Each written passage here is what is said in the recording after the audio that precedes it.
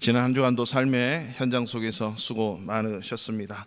또 주일 아침에 예배 자리에 나오셨는데 하나님의 크신 은혜와 위로가 우리 모두에게 충분히 임하기를 축원합니다. 우리 서로 우리가 오랜만에 뵙는 얼굴도 있고, 또 많은 분들이 또 휴가를 어제 또 맡으셔서 함께 자리에 못하지만, 우리 주님의 사랑으로 사랑합니다, 은혜 충만하십시오, 이렇게 앞뒤 좌우로 서로 축복하고 인사 나눕니다. 주님의 사랑으로 사랑합니다. 할렐루야. 저와 오랜만에 시간을 말씀으로 주일날 이렇게 대면하는 것 같죠? 아닌 것 같죠? 그래요. 그동안 오늘 첫 주일을 우리 성찬으로 10월 첫 주일을 열면서, 또 갑자기 제가 또 가정에 일이 생기고 그렇게 하고 또 붕해가 있고 하면서 오히려 하나님께서 더 큰 은혜를 부어주셔서 말씀의 풍성함을 저희들에게 내려주신 것 같아요. 그렇죠? 선교사님도 보내주시고, 또 붕해 강사 목사님 보내주셔서 귀한 말씀 너무나도 많이 듣고 좋은 기회였습니다. 혹시 여러분 다 듣지 못한 분 있으면 반드시 우리 유튜브 계정이나 우리 교회 홈페이지에 들어가셔서 꼭 들으셔야 돼요. 왜냐하면 하나님의 교회라고 하는 공동체는 그 말씀으로 하나 되는 은혜와 역사가 있거든요. 그래서 이 담임 목사님의 말씀과 이 말씀이 들려지지 않으면 상당히 힘들어요, 우리 신앙생활 하는데. 그래서 이 말씀으로 하나 되고 말씀의 공동체가 세워져서 교회 오는 것이 즐겁고 감사하고 기쁘고 내 인생의 모두가 여기 있음을 발견하고 얼마나 남다른 삶을 살아가게 되는지, 그 힘과 원동력이 말씀에 있다는 것입니다. 그렇기 때문에 여러분 혹시라도 이 붕괴 기간에 다 참석 못해서 못 들었다, 또 지난 시간 미스했다, 그러면 반드시 유튜브 계정이나 우리 교회 홈페이지 들어가시면, 이게 아무리 늦어도 우리 인터넷 선교사가 한국에 있어요. 그분이 아무리 바빠도 수요일 안에는 다 올립니다. 그러니까 말씀을 꼭 이렇게 잘 들을 수 있는 은혜가 있었으면 좋겠어요. 제가 수요일날 금요일날 없는데도 우리 집사님들께서, 권사님들이 얼마나 말씀을 잘 이렇게 정하는지, 제가 없을 때 오히려 더 큰 은혜가 임하는 것 같아요. 그래서 제가 하나님 가끔 저를 없애주세요, 그래야 더 큰 은혜가 임하지요, 이런 기도도 하지 않을 수가 없습니다. 왜냐하면 더 큰 하나님의 은혜를 우리가 맛봐야 되거든요. 더 중요한 것은 이제 많은 말씀을 우리가 들었단 말이죠. 여러분 신앙생활 하면서 이제까지 30년, 40년, 50년 신앙생활 하신 분도 있고, 일주일, 한 달, 두 달, 세 달, 1년, 2년 신앙생활 하신 분들이 있는데, 중요한 것은 뭐예요? 그 말씀이 나와 무슨 상관이 있냐, 이거잖아요. 귀한 말씀들 많이 들었는데 그 말씀들이 이제는 내 삶을 통해 이루어지는가, 이게 정말 중요해요. 우리 기독교 신앙은 안 기독교와 다른 게 하나밖에 없어요. 안 기독교 사람들은 그냥 그렇게 주어진 인생을 50년, 60년, 70년, 100년을 살아가요. 우리 기독교 신앙은요, 철저하게 말씀, 하나님의 말씀하신 그 말씀을 내 인생을 통해서 이뤄내는 것이에요. 이 극명적인 단적인 증거 하나는, 여러분 스스로 이 땅에 오신 사람이 한 명도 없어요. 우연히 왔다고 생각하는데 천만에요. 여러분 스스로 오신 분이 아니에요. 이 세상에 응애하고 엄마 뱃속에서 우연히 태어났다고요? 저는 그런 인생이면 늘 고민할 것 같아요. 하나님이 만들어서 여러분의 엄마 아빠의 뱃속을 통해서 이 땅에 보내주셨다면 하나님은 분명히 목적이 있는 거예요. 나의 말씀을 너의 인생을 통해서 내가 하고자 하는 뜻을 이룰 거야. 그래서 우리를 보내주신 거라고요. 이 세상에 태어나게 하시고 각자의 삶의 모습 속에서 그 말씀을 이뤄가도록 하나님은 우리를 만들어 가세요. 그래서 우리 기독교의 신앙은 철저하게 하나님의 성경 말씀이 내 인생, 내 삶을 통해 이루어가게 하는 것, 이게 바로 하나님께서 우리를 지으시고 우리를 이 땅 가운데 살게 하신 목적이에요. 그런데 이것은 예수 믿기 전에는 잘 몰라. 예수님을 내 인생에 인격적으로 만나지 못하면 그 전에는 잘 몰라. 근데 주님을 만나게 되면 이 놀라운 사실을 발견하는 거예요. 이것을 인생의 해답이다 그래요.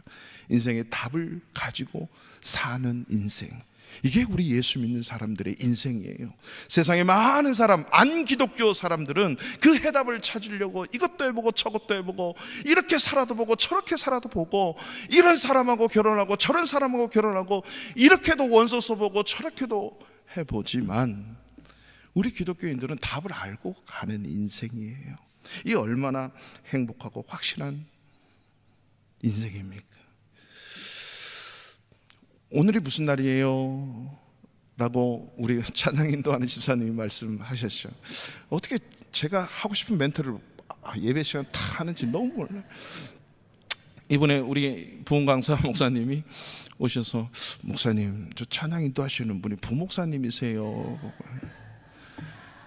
앞으로 부목사님 되실 거예요. 제가 그랬는데 뭐 아주 오늘 종교개혁 그래도 제가 말씀 준비 이렇게 했는데 거기에 대해서 어떻게 아시고 제가 뭐 요구하는 게 전혀 아무것도 없습니다.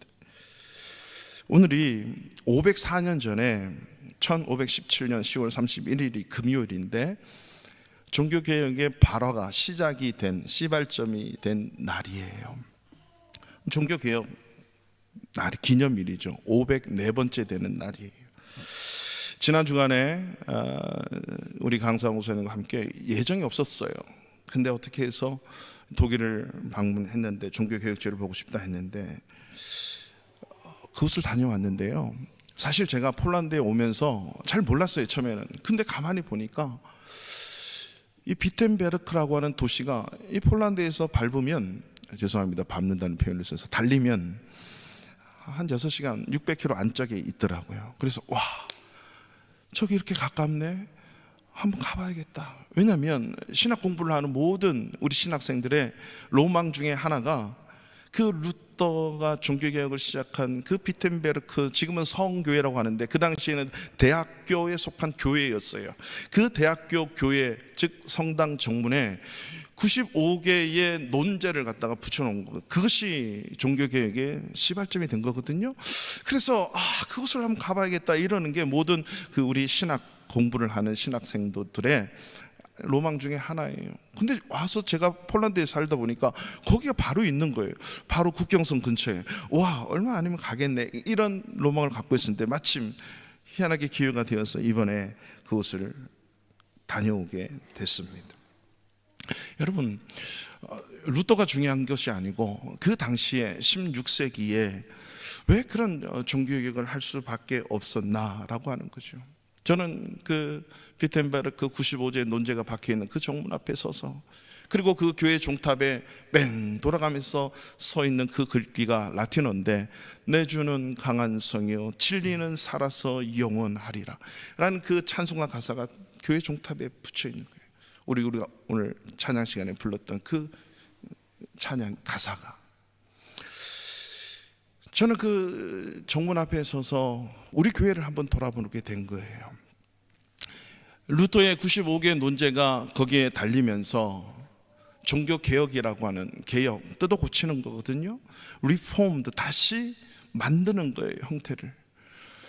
그 중세에 그 1500년 되는 기간 동안에 하나님께서 성육신하셔서 이 땅에 예수 그리스도 오셔서 사도들에게, 제자들에게 가르친 그 말씀이 너무나도 왜곡되고 변질되어서 그것이 진짜 성경인 마냥 갖고 살았던 1500년의 그 긴 시간을 루터가 목사님이 되어서 공부를 하다 보니까 이게 아니네. 루터는 법학도가 되기를 원했어요. 그래서 법학도가 법을 다루는 사람이 되기를 원해서 열심히 공부를 하고 촉망받는 그런 자였는데 어느 날 길을 가다가 자기 친구가 벼락에 맞아 죽고 자기는 살아난 거예요. 이거는 우연이 아니야. 그러면서 사제가 되기를 결심하고 신학 공부를 하게 됩니다. 근데 성경을, 라틴어로 된 성경을 읽다 보니까 이거는 너무나도 성경하고 관계없고 멀리 있는, 있지도 않는 얘기들을 교황청에서 마구 쏟아내는 거예요. 또 그렇게 가르치면 되는 거예요. 그래서 비텐베르크에서 교수로, 박사로, 목회자로, 설교자로 그 시교회에서 설교하기 시작한 거예요. 가르치면 가르칠수록 교황에서 나오는 그 말씀과 너무나도 상반되는 거예요. 그것을 하나님이라고 가르친다. 그래서 이건 아니지 않습니까? 매주 금요일마다 신학도와 신학생 교수들이 이 논쟁을 하는 시간들이 있었대요. 그래서 자기는 논쟁하지 않고, 논쟁보다도 이런 논제를 가지고 나는 한번 디스커스 해보고 싶습니다 해서 95개의 논제를 갖다가 붙여놓은 것을 수많은 신학도, 수많은 사제들, 수많은 사람들을 보기 시작한 거예요. 물론 라틴어로 기록이 된 거죠. 그래서 그것이 발화점이 돼서 교황청에서 알아서 이 루터를 죽이려고 작전을 치는 거죠. 그리고 파문을 합니다. 당신 오늘부로 교수에서, 목사에서, 사제에서 다 손 내려놓으십시오. 그랬을 때 그 비텐베르크의 공원에서 나무 아래에서 그것을 찍고 불에 태워버립니다. 내가 죽을지라도 하나님의 말씀을 지켜내겠다. 그때부터 시작해서 그 비텐베르크 지역에서 시작한 게, 마침 그 당시에 구텐베르크라고 사람 이름이에요. 그 사람이 인쇄 활자를 발명을 해서 막 나오는 그때에 이 루터의 종교개혁과 힘을 합쳐가지고 어마어마한 활자로 이 라틴 말로 막 찍어내기 시작하고, 후에 모든 독일 사람들이 자기네 말로 읽을 수 있도록 성경을 번역해서 마구마구 찍어내서 성경을 읽기 시작한 거예요. 그 성경을 읽어보니까 자기가 지금까지 신앙생활한 거하고 완전히 다르거든요. 그때부터 소위 말해서 종교개혁, 리폼이 시작한, 야, 이게 신앙이 아니구나, 이게 성경 말씀대로 사는 게 아니구나를 깨닫기 시작한 거죠. 저는 그 정문 앞에서 우리 바르샤바 한인교회를 생각했어요. 이 베텐베르크 성당에서 시작된 종교개혁이 이제 오늘날 이 시대에 우리 바르샤바 한인교회 앞에 서서, 하나님 다시 한번 우리를 리폼 시켜주십시오. 다시 한번 내 신앙을 개혁시켜 주십시오. 내 삶을 개혁시켜 주십시오. 우리 바르샤바 한인교회 어떤 성도가 등록하고 다니면 모든 성도들이 정말 하나님의 말씀에 맞도록 신앙을 개혁, 우리의 인생과 삶을 개혁시켜 주십시오. 그래서 바르샤바 한인교회가 바로 서게 되는 그런 교회가 되게 해 주십시오라고 제가 그렇게 기도했어요. 다시 한번 성경으로, 올바른 성경대로 살아갈 수 있는 자로. 여러분, 오늘날 지금 독일에서 오신 분들이 몇 분 계시는데요, 독일은 그때부터 엄청난 하나님의 은혜를 경험하고 하나님의 복음이 마구마구 일어나기 시작했어요. 근데 200년도 채 안 돼서 문예부흥주의, 인문사상이 아주 극도로 오르면서 자유주의 사상이 들어오고 현대 숱한 사조가 들어오면서 다시 한번 복음이 무너지기 시작한 거예요. 사실 2008년도에 그 어떤 포럼을 독일에서 하면서, 이 독일의 어떤 한 목사님이 연구를 해가지고, 독일에 지금 인구가 8,200만이 되는데 8,200만 중에 정말 성경대로 사는 신자가 몇 명인가, 이걸 통계를 다 냈는데 1%, 2%도 안 돼요. 8,200만 중에. 지금도 열정적으로 교회 신앙생활하고 교회 다니면서 말씀대로 사는 성도들이 얼마 안 된다는 거예요. 여러분, 과연 우리나라, 우리가 사는 폴란드 땅에는 말씀대로 살아가는 자들이 얼마나 많이 있을까요? 지금은 그래서 이 독일에는 오히려 성경 권위가 다 바닥에 떨어져가지고 성경을 대하는 태도가 그때 500년 전하고 지금하고는 완전히 달라져서 성경은 국가 독일 헌법 아래에 항상 존재하는 거예요. 그래서 성경이 진짜다, 성경이 맞다, 이 자체도 논할 수가 없어요. 오히려 성경에 반하는 얘기를 하다 보면 그것이 죄가 돼요. 아니, 세상에 반하는 얘기를 얘기하면, 성경에 맞는 얘기를 하면 위법이 돼서 끌려가게 돼 있습니다. 여러분, 왜 이런 성경이 무지막지하게 곤두박치고 성경의 권위가 무너졌을까요? 왜 이런 일이 벌어졌을까요? 모든 진단이 그거예요. 성경 말씀을 제대로 전수하지 않았다는 거죠. 우리 세대가 다음 세대에 말씀을 잘 가르치지 않고 성경을 제대로 전수하지 않고 복음과 진리를 전하는데 실패했기 때문이다 라고 하는 것이에요. 구원받은 자가 성경 말씀대로 살려고 몸부림치지 않는다는 거죠. 다음 세대의 말씀을 가르치지 않으면 그 말씀이 살아서 다음 때에 전하지가 않아요. 실제로 하나님께서는 이스라엘 백성들에게 이 생명의 말씀을, 율법의 말씀을 주시면서 신명기 6장에 뭐라고 말씀하시냐면, 이 말씀을 너의 마음판에 새기고 너의 자녀들에게 부지런히 가르치고 집에 있을 때, 나갈 때, 앉으나 서나 어디 갈 때든지 말씀을 강론하라는 거죠. 자녀들에게 철저하게 말씀을 가르쳐서 그 자녀들이 너의 자녀들한테도 이렇게 말씀을 가르쳐야 돼 라고까지 가르치지 않으면 말씀이 전수되지 않습니다. 그래서 다음 세대에 말씀 전하는 게 너무너무 중요해요. 먼저는 너의 마음에 새기고, 이게 먼저 내 마음속에서 말씀에 대한 태도와 자세와 말씀에 대한 변화가 일어나야 돼. 그리고 이것을 우리의 다음 세대의 자녀들에게 가르쳐내야 돼요. 지금 자녀들 사춘기가 지나면 가르치는 게 힘들어요. 이제는 여러분 기도하셔야 돼요. 그리고 교회 안에서 우리 다음 세대를 향해서 그 말씀대로 잘 배울 수 있도록 오늘 우리 중고등부 학생, 우리 주일학교 학생들에게 말씀을 잘 가르쳐서, 야, 너희 다음 세대에 꼭 이 말씀대로 살도록 가르쳐야 돼. 이 복음과 진리를 그렇게 가르쳐야 돼요. 그래야 이 말씀이 주님 오시는 날까지 변함없는 말씀으로 살아내거든요. 그래서 종교개혁자들이 끊임없이 성경으로 돌아갑시다. 아드 폰테스 뭐 어디로 돌아가자. 근본으로, 근원으로, 본질로 돌아가자. 그 본질이 어디에 있습니까? 하나님 말씀에 있다는 거죠. 성경으로 돌아갈 때 우리가 올바른 삶, 신앙의 삶 살아낸다는 거죠. 그래서요, 여러분, 새로운 변화는 항상 개혁되어져야 돼요. 항상 리폼되어야 돼요. 제가 늘 말씀드렸죠. 변화되지 않으면요, 변질됩니다. 변질되는 것은 못 느껴요. 자기가 변질됐으면서도 못 느껴요. 변화되지 않았다라고 생각하면 변질된 겁니다. 그렇기 때문에 우리는 늘 항상 말씀 앞에 서서 우리를 새로운 변화를 일으켜내야 됩니다. 그래야 우리가 변화되는 것이거든요. 말씀으로 변화시키지 않으면 우리가 변질된다라고 하는 사실을 잊지 않을 때 우리는 늘 말씀으로 깨어 살아날 수 있습니다. 오늘 히브리서 4장 12절에서 16절까지 14절까지 우리가 말씀을 봤는데요, 우리가 하나님의 말씀에 대한 태도를 가지고 말씀대로 살 때 어떠한 변화가, 어떠한 경험을 할 수 있는지를 사실 오늘 히브리서는, 오늘 우리가 읽은 본문은 말씀해 주고 있거든요. 여러분, 우리가 한 끼라도 밥을 먹지 않고 산다는 것은 생각을 못할 거예요.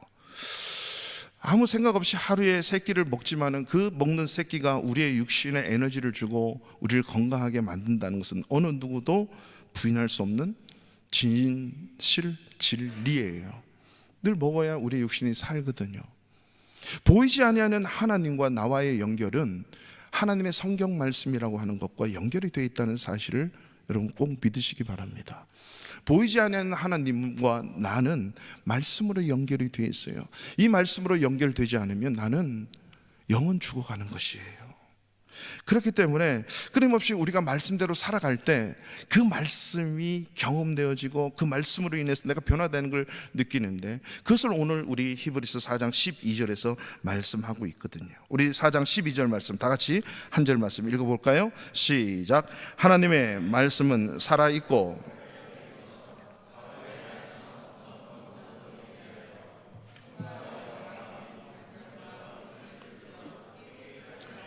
또 마음의 생각과 뜻을 판단하나니. 아멘. 여러분, 오늘 이 시간에 이 본문의 말씀 앞에서 여러분 각자에게 성경 말씀이란 것이 여러분에게 과연 어떤 의미가 있고 어떤 영향을 미치고 있다라고 생각하십니까? 아드 폰테스, 본질, 성경으로 돌아가자라고 종교개혁자들이 500년 전부터 외친 그 구호는 그냥 구호로 끝나는 게 아니라 그것이 본질이에요. 오직이라고 하는 이 단어를 5번씩 써서 종교개혁자들은 강조를 했단 말이죠. 오직 성경 말씀, 오직 믿음으로, 오직 하나님의 은혜, 오직 예수 그리스도, 오직 하나님께만 영광. 이 오직이라고 하는 단어는 너무 중요한 것이에요. 왜 캐톨릭이 그렇게 멀리 갔더니 멀리 가서 하나님의 말씀을 왜곡시켰을까요? 바로 그들은 성경과 너무나도 다른 삶을 살아가고 있었다는 거예요. 마치 이런 거예요. 이스라엘 백성들이 출애굽해서 모세가 하나님과 독대하기 위해서 산에 올라갔을 때, 그리고 말씀을 받고 있는 그때에 이스라엘 백성들이 눈에 보이지 아니하는 하나님, 눈에 보이지 않는 모세 어디 갔느냐, 우리를 앞으로 인도할 신을 가르쳐달라. 아론이 금을 다 가져와라. 만들어서 금송아지를 만들어 가지고 그 금송아지를 향하여 뭐라고 얘기합니까? 이 금송아지 형상이 우리를 애굽 땅에서 인도하여 낸 신이다, 하나님이다, 이렇게 얘기하고, 이게 하나님이야, 이 하나님을 섬겨야 돼.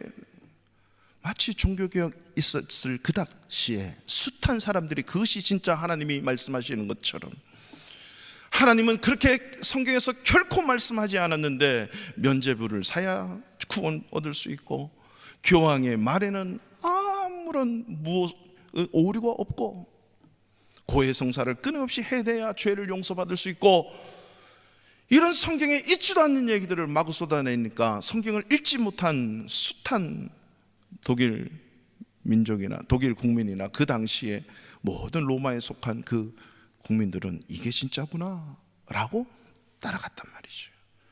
성경을 읽어보니까 아니다. 잘못된 성경 말씀을 가르치고 강조하고 있었기 때문이에요. 바로 금송아지를 만들어 놓고 그것이 하나님인 것처럼, 하나님처럼 섬기는 모습들이 오늘날 이 시대에도 예수를 믿으면서도 구원받은 우리 믿는 사람들 가운데서도 성경을 모르니까, 말씀을 경험이 없으니까, 말씀대로 살려고 하지 않으니까 그 성경 말씀대로 살고 있는지 없는지도 알 수가 없어요. 우드로 크로우라고 하는 그 사람이 성경의 영향력이라고 하는 책에서 이렇게 얘기를 합니다. 여러분, 오늘 이 질문입니다. 4가지 질문을 하고 있는데, 첫째, 성경은 당신의 생각에 어떤 영향을 주고 있습니까? 당신의 생각에. 둘째, 성경은 당신의 삶에 어떤 영향을 주고 있습니까? 셋째, 성경은 당신의 가치관에 어떤 영향을 주고 있습니까? 넷째, 성경은 당신의 운명 앞에 어떤 영향을 주고 있습니까? 여러분, 앞으로 살아갈 남은 인생, 운명, 그리고 지금 내가 생각하고 마음에 들고 결정하고 행동하는 모든 그 행동의 가치관, 그리고 여러분의 삶의 한 조각조각 24시간 하루를 살아가는 그 삶, 그리고 당신이 생각하고 있는 지숱한 지금 생각들, 성경이 과연 어떤 영향을 주고 있을까요? 우리 크리스찬들은 이것에 대한 질문에 확실히 확고하게 답을 할 수 있어야 돼요. 예수 믿는 것은 심플 단순합니다. 복잡하지가 않아요. 이번에 부흥강사님도 늘 말씀하시잖아요. 단순해요. 신앙은, 진리는 단순한 거예요. 근데 우리 인간이 복잡하게 만들어버려요. 인생이 복잡 미묘하지요. 근데 하나님이 그 복잡 미묘한 인생을 단순화하게 해서 살 수 있어라고 가르쳐 주신 게 성경인데, 우리는 성경을 보면서도 아니야, 이렇게 쉬울 수가. 말씀대로 살 때에 하나님께서는 우리에게 우리가 경험하지 못한 숱한 것들을 우리에게 펼쳐주셨거든요.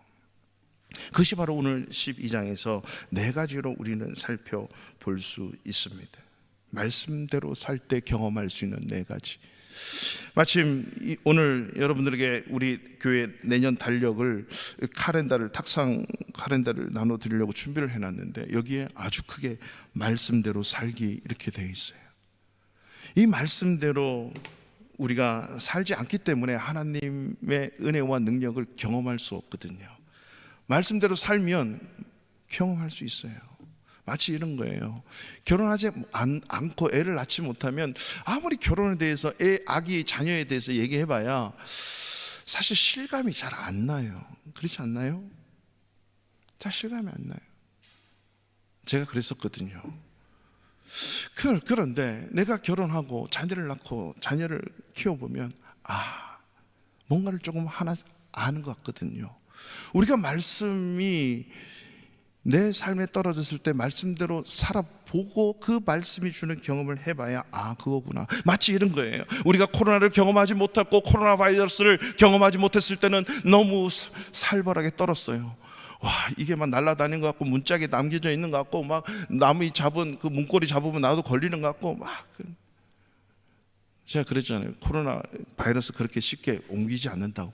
근데 그렇게 생각하고 있다가 너무 쉽게 또 옮길 수 있는 게 바이러스라고. 바이러스를 똑바로 알면 바이러스 이길 수 있어요. 모르니까 얼마나 공포에 떨었습니까? 많은 사람들이. 그래서 오늘날 내일부터 우리 대한민국에 위드 코로나래요. 제가 올라오기 전에 문자가 왔어요. 내일부터 위드 코로나라고 하는데 확진자가 더 생겨야 될지. 제가 그렇게 얘기했어요. 위드 코로나니까 생길 수 있어. 확진자가 더 중요한 것은 with Jesus Christ, with Bible, with Word of God, with Holy Spirit. 그 안에서 우리는 하나님과 어떻게 살아야 되고 말씀과 어떻게 살아야 되고, 말씀이 해답이고 말씀이 우리에게 전부이기 때문에 우리가 어디를 가야 되고 어떻게 해야 되는지를 말씀과 함께 살면 아무리 위드 코로나, 아무리 위드 전염병 문제 없는 거예요. 사실 1500년 전, 아니 500년 전에 이 중세 스페인 독감으로 해서 흑사병으로 해서 유럽 인구의 3분의 1이 죽었다는 사실을 우리는 역사적으로 잘 알고 있어요. 그럼에도 불구하고 그 속에서 하나님의 복음 말씀은 끊임없이 전진되고 말씀으로 살아낸 그 말씀 때문에 오늘날 인류가 이렇게 존재하고 있다는 사실을 아십니까? 뭐 때문에? 성경 말씀 때문에. 왜 그렇습니까? 하나님은 이 세상을 창조해 놓고 쉽게 하나님은 문 닫는 분이 아닙니다. 쉽게 이 세상의 역사를 끝내는 분이 아니에요. 왜냐하면 이 하나님의 말씀을 이루어가야 되기 때문에. 누구를 통해서? with Bible, with 성경, 주님과 주님의 말씀과 함께 살아가고자 하는 그들을 통해서 하나님은 하나님의 목적을 이루기를 원하신단 말이죠. 하나님의 말씀대로 살면서 오늘 이 귀한 말씀을 경험할 수 있는 저와 여러분 되시기를 주님의 이름으로 축원합니다.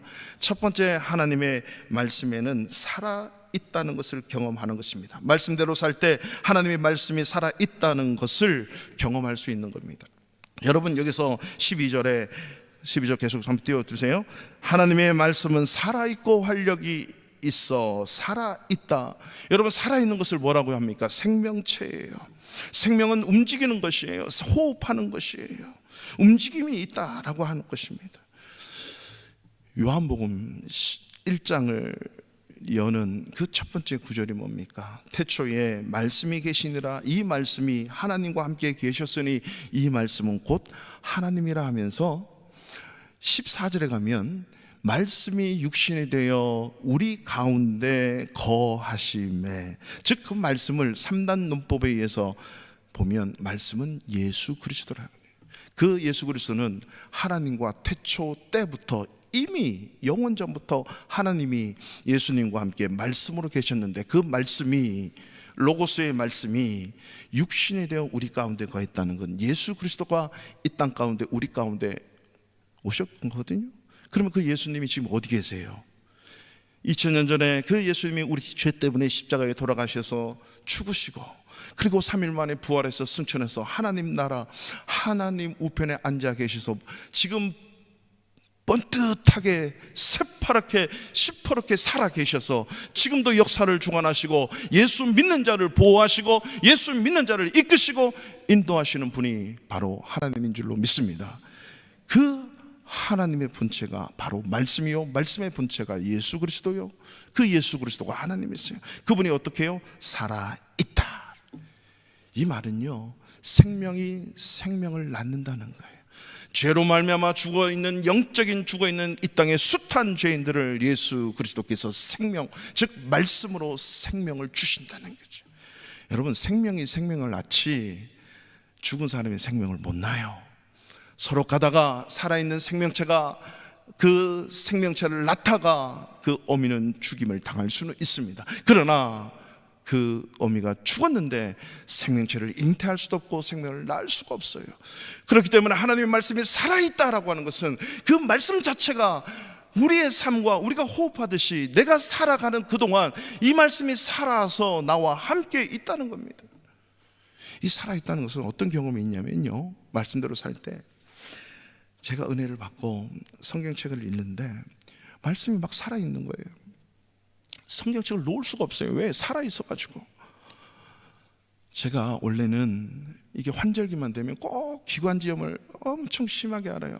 그래서 기침을 너무 많이 해서 학교에서도 야 성수야 너 학교 오면 안 돼, 기침을 너무 많이 하잖아. 그럼 막 이게 수건을 대고 콜콜하고 막 그래요. 막 아프고 뭐 열도 나고 막 그래요.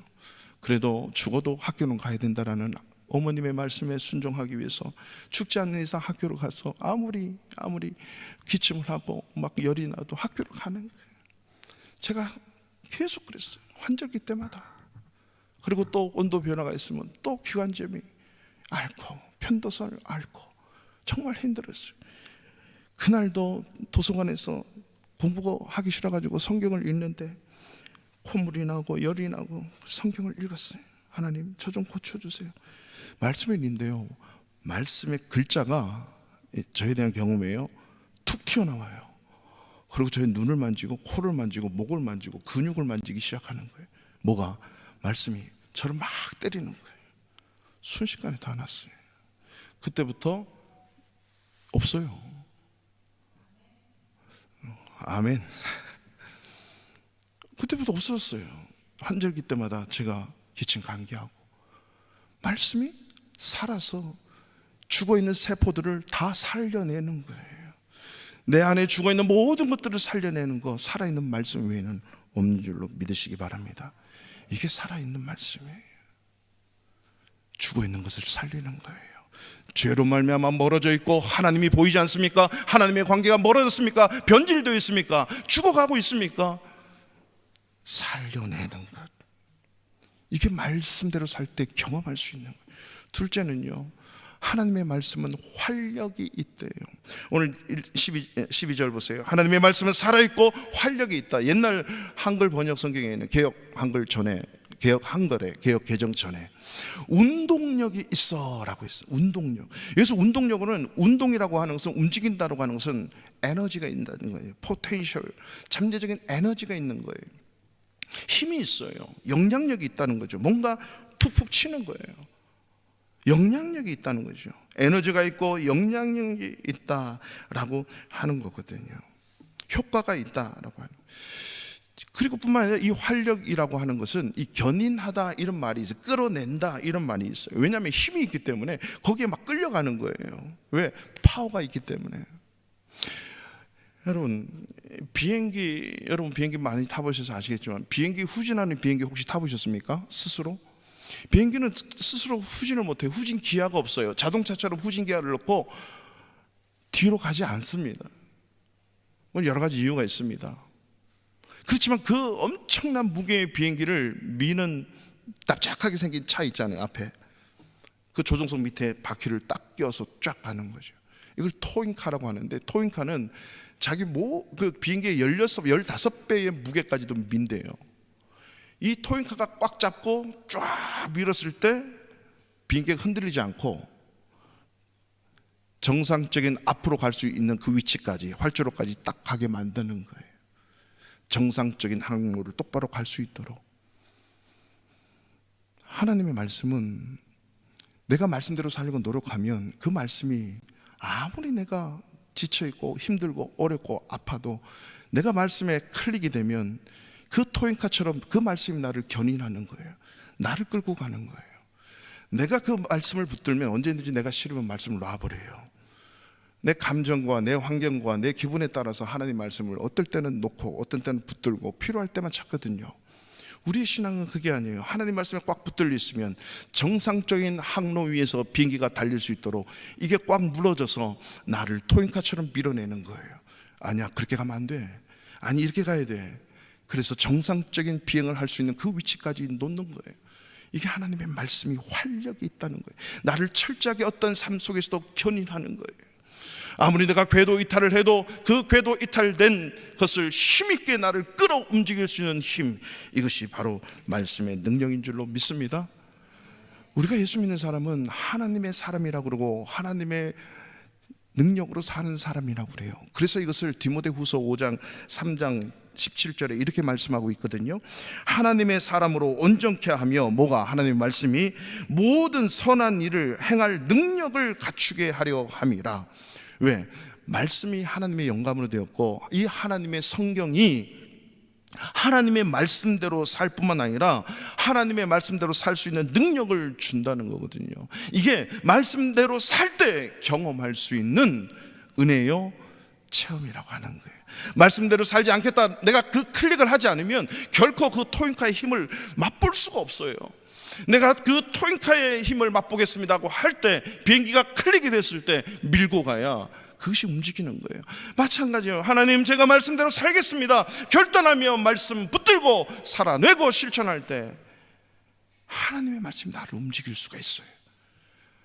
하나님은요, 내 고집 피우고 내 마음대로 막 하면 이 클릭이 안 되는데 어떻게 이게 움직이겠어요? 아무 비행기나 갔다가 클릭을 해서 막 미는 토잉카는 없습니다.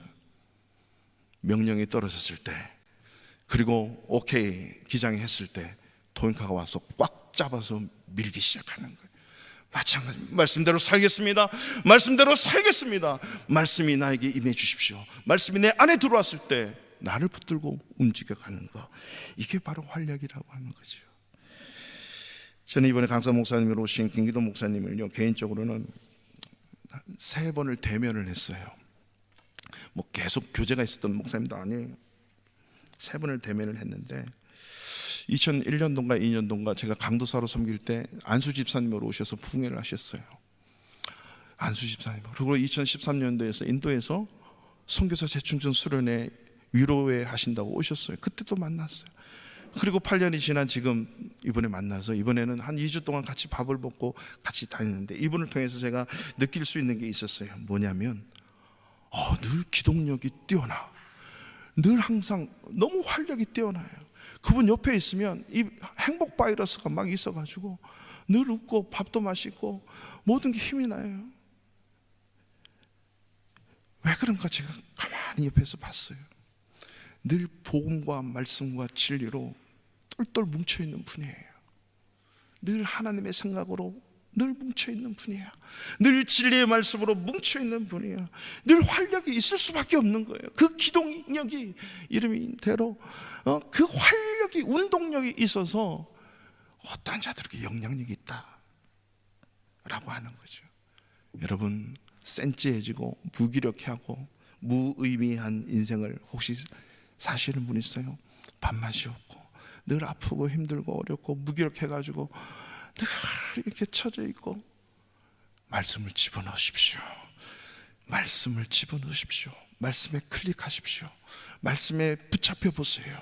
어떤 무기력, 어떤 무의미, 어떤 연약함도 활력 있는 걸로 변화될 줄로 믿습니다. 3번째, 말씀대로 살 때는요, 오늘 본문의 말씀을 보면 하나님의 말씀은 예리해서 찔러 쪼개기까지 한다, 이 말씀이 있어요. 찔러 쪼갠다라고 하는 것은요, 변화의 경험이에요. 우리 12절 말씀 보시면 하나님의 말씀 살아있고 활력이 있어서 좌우의 날선 어떤 검보다 예리해서 혼과 영과 및 관절과 골수를 찔러 쪼갠다. 성령의 검, 말씀의 검, 여러분 우리가 많이 들어보셨어요. 예수님도 이 땅에 오셔서 내가 화평을 주러 온 줄 아느냐, 검을 주러 왔다 그랬어요. 그 검이 뭐예요? 화평은 당연히 주시는 거예요. 근데 그 화평을 주시기 위해서 사탄의 지배를 받고 있는 그 모든 것을 말씀의 검으로 잘라내야 돼요. 찔러서 쪼개야 돼요. 저는 군대에서 수술방에 많이 들어가는 경험을 했고 수술의 경험도 저는 많이 있습니다. 이렇게 얘기하면 또 잘못된 뭐 또 오복 어떻게 또 조사에 들어가면 안 되는데, 아무튼 제가 응우병 있는데 같이 들어가서 일하는 거예요. 근데 아무리 아파도 잘라서 찢어서 도려내야 돼요. 지뢰를 받고 폭탄에 맞아가지고 다리가 산산조각이 났는데요, 그 그대로 두지 않아요. 목공소에서 하는 것처럼 갈고 자르고 사포로 밀고 뼈를 동그랗게 다 만들어야 돼요. 사람 놔두고 반질반질하게. 그리고 살이 없으면 뜯어가지고 붙이고 찔러 쪼개서 이 사람이 운동력 있게 활력 있게 살아 움직일 수 있도록 찔러서 쪼개야 돼요. 골수, 관절, 영혼. 그렇듯이 하나님의 말씀이 내 안에 들어오면 내 모든 모든 것을 변화시킬 수 있다는 사실을 여러분 믿으시기 바랍니다. 이 말은요, 구약의 제사장을 기억하시면 돼요. 우리가 출애굽기에서 이제 성막을 다 배웠는데, 성막 문을 열고 들어가면 번제단이 있죠. 그 번제단에 짐승이 올라와요, 제물이. 그러면 제사장의 칼을 가지고 찔러서 죽여요. 그 찔러서 죽인 다음에 각을 뜬다 그러죠. 하나하나 다 뜯으면서 관절 골수를 다 쪼개거든요. 그래서 어떻게 발라내냐면, 이것은 하나님 앞에 드려야 되고, 이것은 하나님 앞에 드리는데 불로 태워서 없애야 되는 것이고, 이것은 그냥 버려야 되는 것이고, 이것은 제사장들이 먹어야 되는 것이고, 이것은 우리 다 함께 제사 드리고 난 후에 모든 백성들, 성도들이 함께 즐거워하면서 친교하면서 잔치로 먹어야 되는 것이고, 다 분류를 시켜요. 그래서 버릴 것은 버리고, 태울 것은 태우고, 드릴 것은 드리고, 나눌 것은 나눈단 말이죠. 이게 찔러 쪼개는 거예요. 영홍 관절 골수를 찔러 쪼개서 다 나눠요. 왜 나눕니까? 하나님이 기뻐하시는 말씀대로 이 제물이 온전하게 드려질 수 있도록 나누는 거예요. 말씀이 그런 역할을 하는 거예요. 그래서 로마서 12장 요번에 2절 말씀이 우리 주제 9절이었죠. 뭐라고 합니까? 너희 몸을 하나님이 기뻐하시는 거룩한 산 제사로 드리라. 이는 너희가 드릴 영적 예배, 신령한 예배, 하나님이 기뻐하시는 예배다, 이 말이거든요. 너희 몸을 거룩한 산 제사로 드리는데 어떻게 드립니까? 이 몸을 드릴 때 하나님께서 말씀을 우리에게 주셔서 쪼개기 시작하는 거예요. 너의 인생의 삶에 이거는 하나님이 원치 않는 거야, 버려야 돼. 이것은 하나님 앞에 잘 드려야 돼. 너 이것은 하나님이 원하시는 거야. 이것은 나눠 쓰는 거야. 이것은 너만 가지고 있는 거야. 하나님이 일일이 다 가르쳐 주는 거예요. 무엇으로? 말씀으로. 아, 이거는 내가 갖고 있는 게 안 되군요. 이거는 흘려보내야 되는군요. 그렇지. 희생해야 되고, 섬겨야 되고, 때로는 손해도 봐야 되고, 때로는 내 것을 결코 잊지 말아야 되고, 때로는 태워서 없애야 되고, 때로는 하나님 앞에 온전히 드려야 돼요. 이 분간이 안 되니까 이 패역한 세대에 살면서 뭘 본받아야 되고 뭘 버려야 되는지 모르고 크리스찬으로 사는 게 아니라 오히려 세상 것에 물들어서 아유, 세상은 그렇지 않다고. 여러분, 우리 예수 믿는 사람은 세상이 아무리 그래도 하나님의 말씀과 떨어질 수 없는 거예요. 504년 전에 루트가 그렇게 외쳤던 그 성경 말씀과 오늘날 제가 외치는 말씀과 우리가 보고 있는 말씀과 뭐가 다릅니까? 3500년 전에, 6000년 전에 아브라함을 부르시고 최초로 성경을 기록하게 한 모세가 썼던 그 성경이나, 2000년 전에 예수님이 오셔서 말씀하신 성경이나, 500년 전에 종교개혁자들이 그렇게 외쳐대는 성경이나, 오늘날 저와 여러분들이 보는 성경이나 하나도 다른 게 없어요. 그 말씀이 들어와야 코로나를 어떻게 봐야 되고, 이 어려움 속에서도 어떻게 살아가야 되고, 3분의 1이 죽어가는 그 유럽 대륙 안에서도 어떻게 살아가야 되는지, 전쟁에 빗발치고 내 인생에 내일 죽는다 해도, 내가 다 사라진다 해도, 하나님 오늘은 그럼 어떻게 살아야 되죠? 라고 가르쳐 줄 수 있는 것은 말씀대로 살 때 나를 완전히 변화시키는 이 성경 말씀밖에 없음을 여러분 믿으시기 바랍니다. 마지막 네 번째입니다. 그 네 번째의 말씀은, 오늘 하나님의 말씀은 우리의 마음과 생각과 뜻을, 마음의 생각과 뜻을 판단하는 말씀이라고 그랬어요. 이 말씀은 마음과 생각이라고 하는 것, 뜻이라고 하는 것은요, 내 행동과 내 삶의 스타일을 결정짓는 거예요. 그러면 오늘 하루 24시간을 어떻게 살고 내 남은 인생을 앞으로 어떻게 살아야 되는지를 분명하게 인도하고 보여주는 말씀이라고 하는 거예요. 우리가 말씀대로 살면 내일이 두렵지가 않아요. 내 미래가 두렵지 않아요. 이 땅의 모든 사람들은 웰빙이고 웰다잉이고 노후가 정말 너무 소중한 거예요. 그렇다고 노후 준비하지 마세요, 내일은 필요, 이런 말은 결코 아닙니다. 어떻게 준비를 해야 되고, 어떻게 웰빙하고, 어떻게 웰다잉 해야 되고, 어떻게 자산 관리를 해야 되고, 어떻게 자녀들을 양육해야 되고, 이 모든 방법과 답이 어디 있어요? 성경에 있다는 것을 우리가 모르는 거예요. 왜? 성경대로 안 사니까, 말씀대로 살지 않으려고 하니까 모르는 거예요. 그 경험이 될 수가 없죠. 그래서 성경 말씀에 가르쳐 주는 거예요. 또 마음의 생각과 뜻을 판단하나니, 우리 13절 14절 다 같이 읽겠습니다. 13, 14절. 지으신 것이 하나도 그 앞에 나타나지 않음이 없고 우리의 결산을 받으실 이의 눈앞에 만물이 벌거벗은 것 같이 드러나느니라. 그러므로 우리에게 큰 대제사장이 계시니 승천하신 이 곧 하나님의 아들 예수시라. 우리가 믿는 도리를 굳게 잡을지어다. 아멘. 우리에게 큰 대제사장이 계시니 승천하신 이 곧 하나님의 아들 예수는 누구예요? 하나님의 말씀은 살아있는 분, 말씀의 주체자인 분이 예수 그리스도인 거죠. 그러니까 우리는 그 예수 그리스도 말씀의 주체인 그분을 믿는 도리를 굳게 잡는다, 이 말이면 내가 믿는 하나님, 내가 믿는 예수, 내가 믿는 성경 말씀, 이걸 굳게 잡으라는 거예요. 이 말씀대로 살아내라는 거예요. 그래야 이것을 경험할 수 있다라고 하는 거죠. 예수 그리스도, 이 믿는 예수 그리스도의 말씀 믿는 이 믿는 도리가 뭐예요? 말씀이에요. 하나님의 말씀은 살아있고 활력이 있어 골수를 찔러 쪼개기까지 하고 마음의 생각과 뜻을 판단한다. 이 도리를 굳게 잡으라는 거죠. 내 삶의 모든 양식, 행동, 스타일, 내 삶의 24시간에 나타나는 삶, 이 도리를 굳게 잡고 살아내야 된다는 거예요. 왜냐하면 13절을 보세요. 지으신 것이 하나도 그 앞에 나타나지 않음이 없고 우리의 결산을 받으실 이 말은 우리 인생의 마지막에 하나님이 너벅히 서 계시는 거예요. 하나님이 계시는 거예요.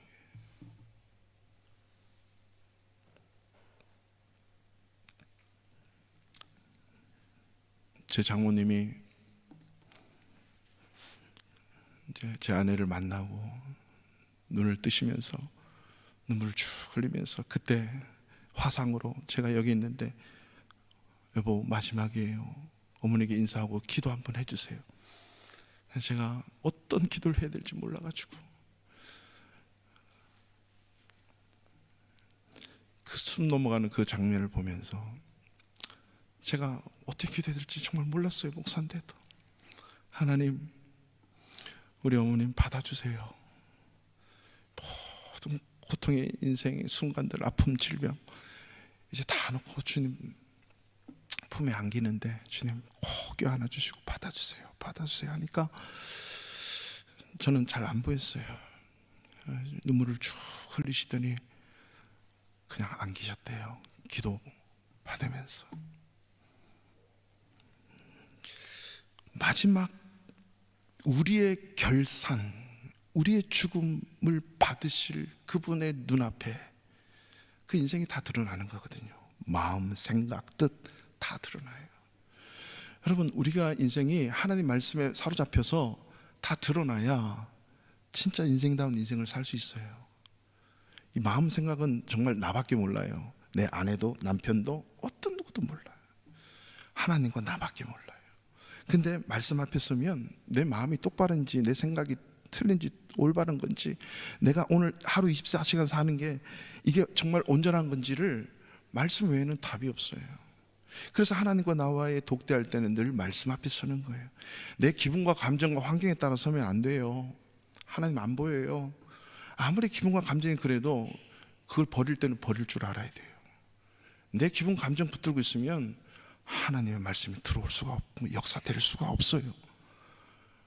어떤 건 버려야 되고 어떤 건 태워서 없애야 되고요, 어떤 건 가져야 돼요. 근데 여전히 우리는 내 생각이 전부인 것처럼, 내 경험이 전부인 것처럼 붙들고 있을 때가 얼마나 많이 있습니까? 하나님이 이런 것들을 다 드러나게 하시는 거예요. 말씀으로 가르쳐 주시는 거거든요. 그래서 마지막으로 여러분, 우리는 하나님이 말씀하실 때 말씀 앞에서는 반응이 중요해요. 숱한 말씀을 우리가 들었습니다. 이제는 내가 어떻게 반응할 것인가? 이 반응이 성경에 크게 두 가지로 나오는데, 사도행전 2장에 나오고 사도행전 7장에 나오는데, 2장에서는 베드로가 설교를 쫙 해서 4,000명 5,000명 회개하고 예수를 믿는 장면이 나오는데, 사도행전 7장에서는 스데반이 설교를 하는데 똑같은 말씀 앞에 반응, 1차적인 반응은 똑같아. 어떻게 얘기를 하고 있냐면 성경이 사도행전 2장 37절에 사도 베드로가 말씀을 전할 때 이 말을 듣고 마음에 찔려 우리가 어찌할꼬 어떻게 그러면 말씀대로 살겠습니까? 라고 질문하면서 그대로 살겠습니다 결단하는 사람이 있는가 하면, 그래서 회개하고 마음에 유쾌함을 얻고 성령을 선물을 받은 자가 있는가 하면 삶이 변화됐죠. 근데 사도행전 7장 53절에 스데반이 말씀하는 그 설교를 듣고 그들이 이 말을 듣고 마음에 찔려, 여기까지 똑같아요. 말씀을 듣고 마음에 찔려요. 목사님, 저는 말씀 들어도 마음에 아무 게 없는데요. 그냥 찔리세요. 내가 가서 찌르세요. 이 말씀이 나를 안 찌르면 내가 그 말씀대로 살겠습니다 해서 내가 가서 찔려버리세요. 그러면 반응이 나타나요. 제가 그 말씀대로 살겠습니다 라고 해야 되는데, 베드로의 설교 들은 사람대로 살지 않고 스데반의 설교를 듣고는요, 그를 향하여 이를 갈고 돌을 들어 쳐 죽입니다. 살인자로 변해요. 사람도 죽이고 자기도 죽는 거예요. 나도 죽고 그 사람도 죽이는 거예요. 우리 예수 믿는 사람은 그 사람도 살리고 나도 살려야 돼요. 그 사람 살릴 때 때로 나가 죽을 수 있어요. 내 감정, 기분, 내 상황 다 죽을 수도 있어요. 하지만 하나님은 영원히 살리신다는 걸 잊지 마셔야 돼요. 이게 말씀을 듣고 마음에 찔려 나타나는 반응이에요. 여러분, 우리는 어떻게 반응해야 됩니까? 하나님, 그렇다면 제가 어떻게 살아야 되지요? 그 말씀에 찔려서 어떻게 살아야 되지요? 그렇습니다. 하나님, 말씀이 살아있고 운동력 있고 활력이 있어 나를 변화시키고 나의 모든 잘못된 생각, 마음, 영혼, 관절, 육체까지도 찔러 쪼개고 나를 완전히 변화시키는, 완전히 전인적으로 변화시키는 것은 말씀밖에 없군요 라고 믿으면서, 하나님, 힘들어도 말씀대로 살게요 라고 하는 고백이 회복되는 것, 이게 진정한 신앙의 개혁이고 이것이 삶의 개혁이고 종교의 개혁인 줄로 믿습니다.